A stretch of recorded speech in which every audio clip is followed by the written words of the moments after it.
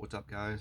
Working Out Otaku here. Sorry I am late with this video, but as soon as I finish this, I'm going to upload it. It is July 8th, 2025, and I have an update on the results of about 2.5 weeks of protein fasting and continuing my ab exercise that I've been doing since I think the beginning of April or so.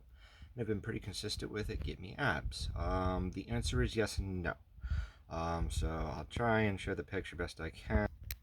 Um, this is from, I believe, the 3rd of July. So I got this kind of dividing going on. And I don't know if I've mentioned this, but I have a pectus excavatum, which I think is a French term for pigeon concave chest. So my chest up here is kind of deformed. You can see in like the picture how my chest indents up here and my ribs kind of come out. I never had this area here do anything until post exercises, probably the last 3 or 4 sessions. So I did get some, I would say it's some form of abs popping out post inflammation and slim down. The weight was 203 pounds. So yeah, the peak weight for June I think was 213 pounds, and with this it was 203. The weight loss with the protein fasting started to plateau right around this time as well. It was dropping pretty consistently, anywhere from like a half pound to sometimes upwards of a pound. I was completely carb depleted in, just straight up ketosis, eating fat away. But my body was starting to like hold on to water weight, and I was starting to fatigue, wear out, and get quite tired. Energy levels were getting low. This is the longest I had done the protein fast. But like I said, it went from like a peak of around 213 pounds down to 202.6 was the lowest I was. But the lowest weight I recorded was 202.8. I literally just hopped on the scale after I finished doing something to see if maybe it had dropped anymore, and it was, point 0.2 wasn't significant enough for me to scratch it off and have it go lower.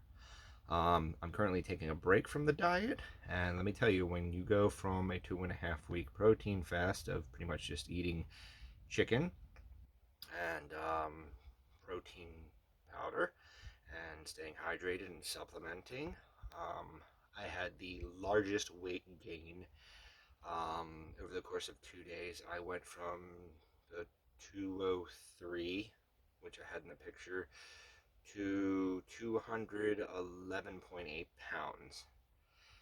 And I could tell you right now, I did not consume over 30,000 calories in 2 days. That was a huge water weight gain for me. But the weight has seemed to level off. I'm not pigging out and engorging, but I'm not doing the specific diet. I'm still mental alarm clock, waking up at 3 or 4 o'clock in the morning, getting over 10,000 steps, and sometimes upwards of 15,000 steps a day. I'm getting out and I'm still moving, but I'm not following the diet 100%. I am a little winded because I did just do the core exercise. It's been about 5 or 6 days because I gave myself a little break, between my birthday and celebrating and just relaxing mentally and physically and recovering. Probably in the next day or two, I'm going to kick it back and start shifting it back to not necessarily the protein fasting, but I'm going to cut back and get it into the keto carb diet part to get the weight back down, and probably do some of the P90X exercises. I have really stretched out this 7th round. Just there's, like I said, I've said it in my videos, there's a lot that's been going on this year.